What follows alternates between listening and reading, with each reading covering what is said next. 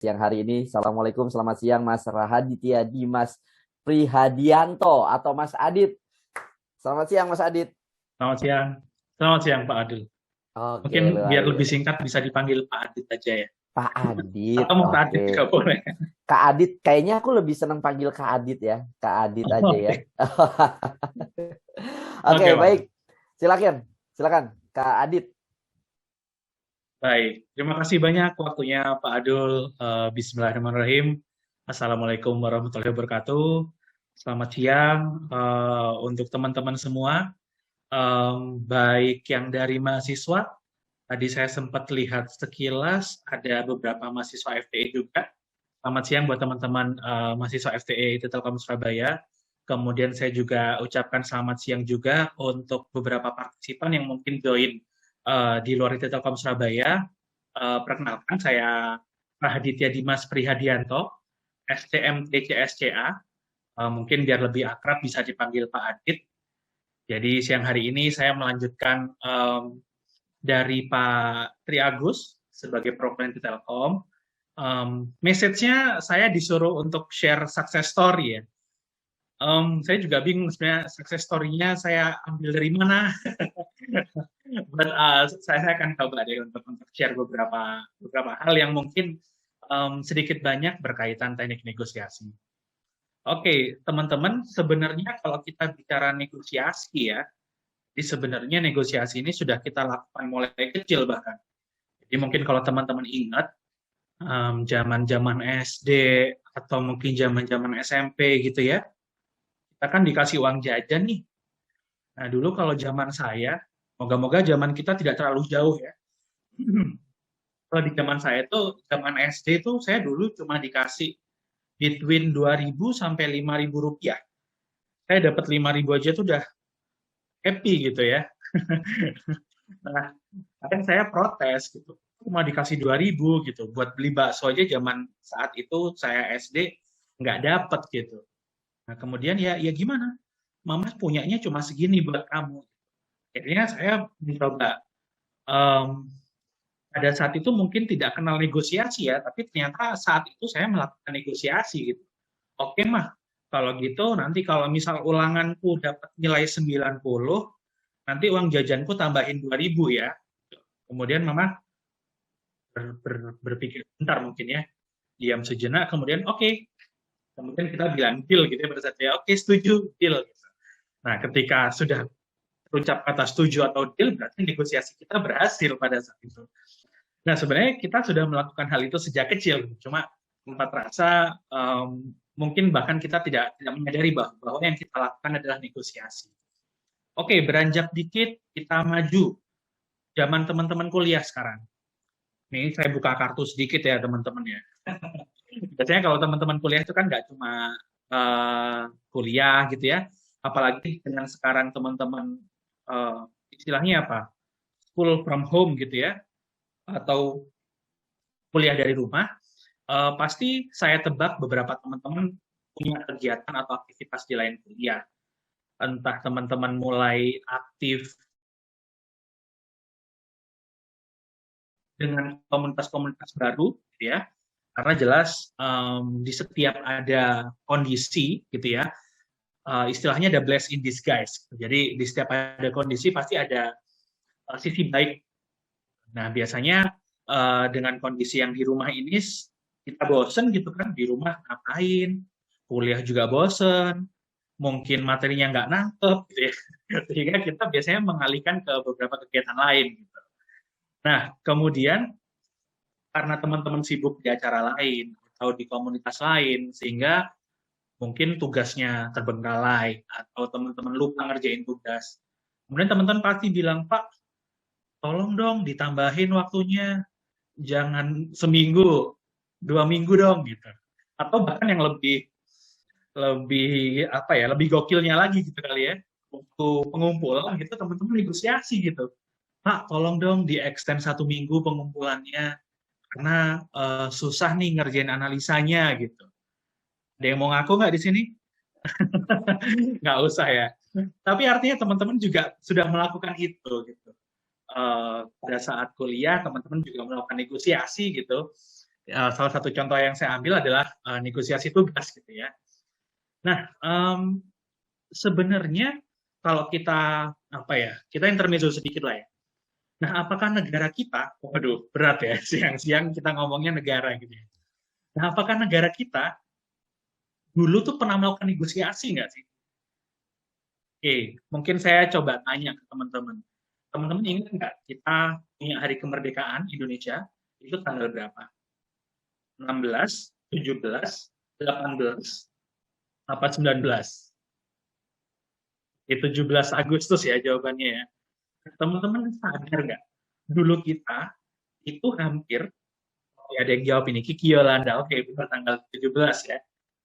Nah, sebenarnya kita tuh dulu hampir punya tanggal kemerdekaan, itu nggak tanggal 17.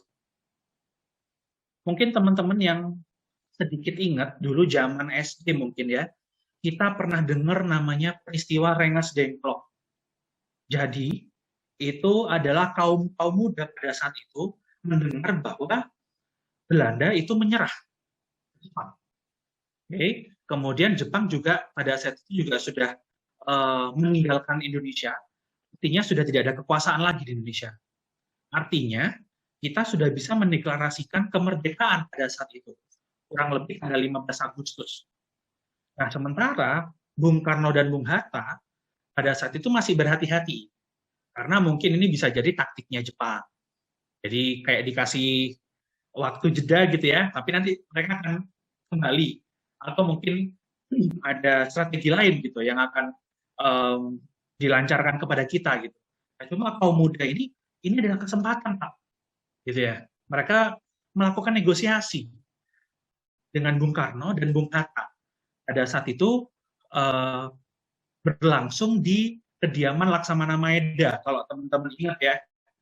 Nah, jadi mereka bernegosiasi teman-teman. Jadi kaum-kaum muda seperti teman-teman yang saat ini hadir di acara hari ini, teman-teman itu adalah penggerak. Teman-teman itu termasuk orang-orang yang pada saat itu semangat sekali untuk gimana caranya Indonesia bisa segera merdeka.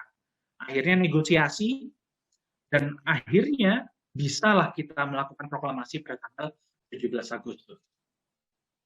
Oke ya, itu juga contoh negosiasi yang kita lakukan untuk kemerdekaan negara kita sendiri.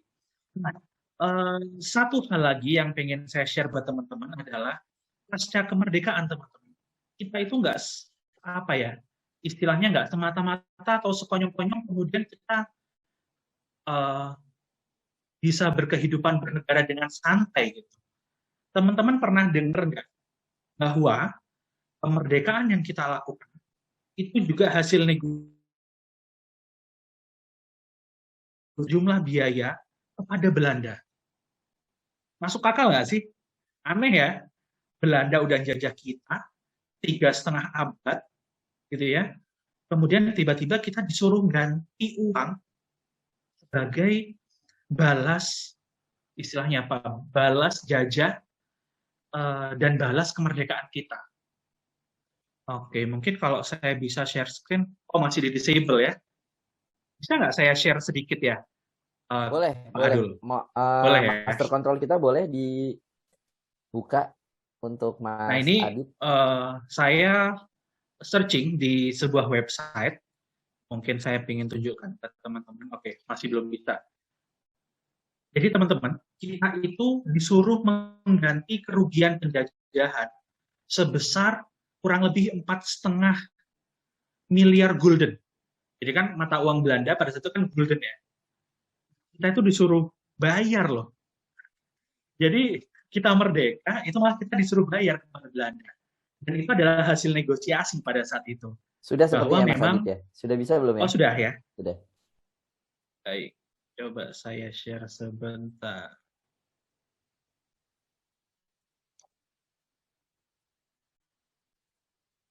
Oke, coba saya perbesar sedikit ya. Oke. Cukup kelihatan ya. Sorry banyak iklannya ya teman-teman ya. Oke, pada akhirnya Indonesia harus mengambil alih utang 4,5 miliar gulden dengan menanggung semua bunga terkait dan kewajiban pembayaran kembali. Bahwa memang kemerdekaan itu ada harganya, teman-teman. Dan ini hasil keputusan sebuah negosiasi, kalau teman-teman ingat ya, coba saya scroll up sebentar.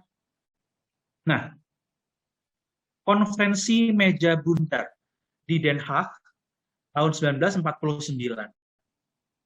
Oke ya. Jadi kalau pada saat itu kita tidak negosiasi, kemerdekaan kita tuh bisa dibatalkan, teman-teman.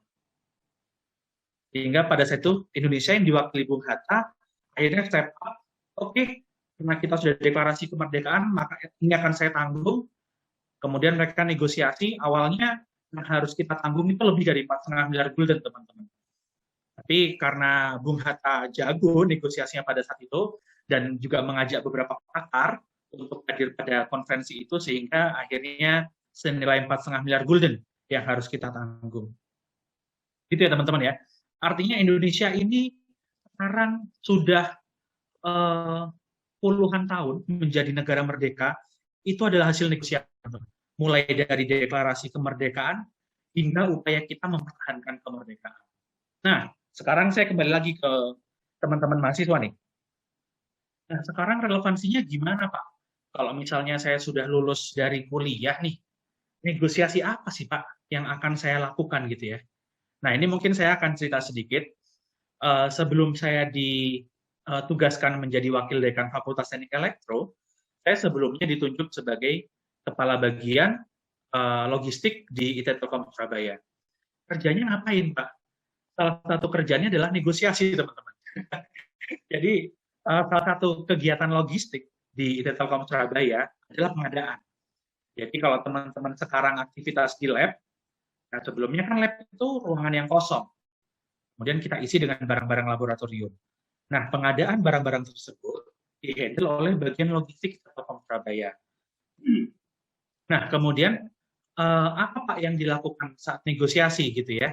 Nah, yang dilakukan saat negosiasi adalah kita mengirimkan penawaran kepada vendor, kita mengirimkan permintaan harga kepada vendor gitu ya.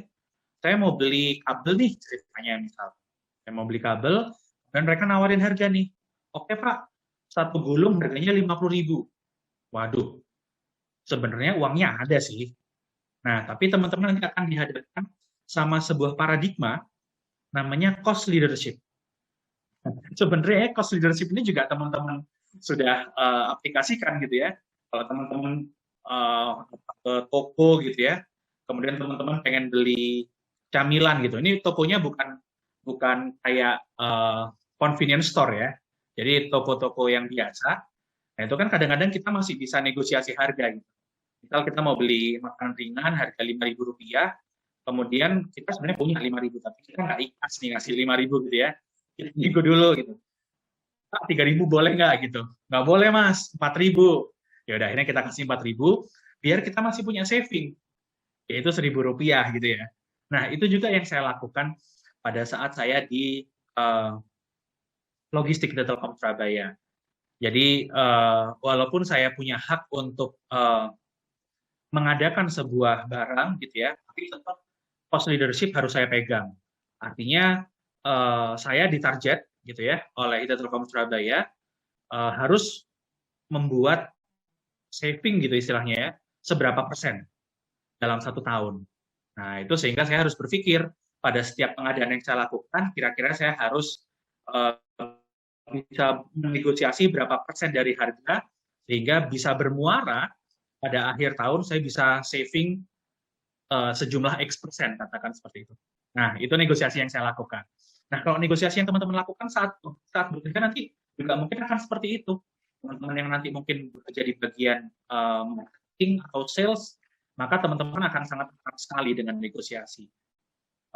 Misal teman-teman menaruhkan sebuah barang gitu ya dari perusahaan teman-teman, kemudian pasti akan dinegosiasi gitu ya, akan ditawar lah gitu ya sama calon customer teman-teman gitu ya. Misal teman-teman jual barangnya teman-teman harga 1 juta gitu, maka teman-teman harus siap-siap gitu untuk dinegosiasi harga 500.000 gitu ya. Kadang-kadang kita sampai ada istilah gitu ya, waduh negonya ini ya, kan gitu ya, negonya sadis gitu ya. Negonya Afgan nih, dari 1 juta ke 500.000 gitu ya. Nah, itu akrab nanti akan teman-teman temukan saat teman-teman bekerja gitu. Nah, tapi teman-teman, negosiasi yang teman-teman lakukan sebelum teman-teman bekerja itu adalah ketika teman-teman interview. Nah, ini saya share sedikit ya. Jadi sebelum saya bergabung di Telkom Surabaya, saya juga pernah nih interview di beberapa perusahaan gitu. Cuma nggak tahu boleh nggak ya sebut perusahaannya di sini ya. Jadi ada beberapa perusahaan manufaktur mobil gitu ya. Saya pernah, kemudian ada perusahaan yang membuat spare part gitu ya. Saya juga pernah interview di situ. Nah, kadang-kadang ada satu pertanyaan menjebak teman-teman. Yang saya hafal sekali. Biasanya teman-teman akan ditanya, oke, misal ini siapa ya? Coba saya lihat di participants ya. Ada, oke, ada Clemens. Oke, Mas Clemens. Oke. Misal Mas Clemens nanti interview gitu ya. Kemudian ditanya, oke Mas Clemens, saya sudah membaca CV Anda. Saya sudah dengar beberapa jawaban Anda terhadap pertanyaan yang saya ajukan. Sekarang saya akan bertanya ke Mas Clemens, kira-kira dengan kemampuan yang Mas Clemens punya, Mas Clemens pengen digaji berapa di perusahaan ini? Nah, biasanya akan ditanya seperti itu. Sebenarnya pertanyaan itu sedikit jebakan, teman-teman. Nah, teman-teman biasanya mungkin udah tahu gitu ya, sebenarnya dari teman kalian yang sebelumnya pernah kerja di sana gitu. Pasarannya berapa sih gitu ya? Atau gajinya berapa sih? Kalau entry level tuh berapa sih gitu ya? Nah, cuma seharusnya yang teman-teman jawab adalah dengan kalimat negosiasi, teman-teman. Nah, saya pernah dengar dari seorang konsultan, mungkin teman-teman sudah pernah dengar juga sebelumnya, namanya adalah Bapak Rini Suhardono. Nah, beliau bilang begini, beliau juga punya perusahaan. Jadi ketika beliau menanyakan kepada calon karyawannya, maka harusnya teman-teman tidak menjawab langsung dengan angka. Maka harusnya teman-teman harus menegosiasi dulu. Nah, begini nih biasanya jawabannya. Mohon maaf Bapak, jika boleh, saya tidak ingin membuka harga. Dari Bapak, kira-kira kalau dengan kemampuan yang saya miliki, saya layak untuk dibayar berapa Bapak?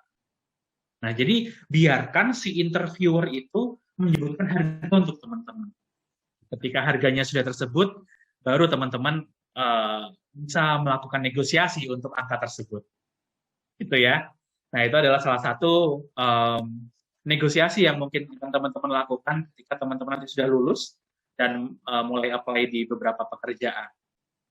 Mungkin itu teman-teman beberapa kisah negosiasi, kemudian success story mungkin ya, yang saya bisa sharekan sebagai logistik pada saat itu sebelum saya diwakil dekan, kemudian juga beberapa tips negosiasi yang mungkin bisa teman-teman gunakan ketika apply kerja atau saat teman-teman bekerja nantinya. Kurang lebihnya begitu, saya kembalikan ke Adul. Pak Adul, terima kasih banyak Terima Pak kasih, Adul. luar biasa sekali ya.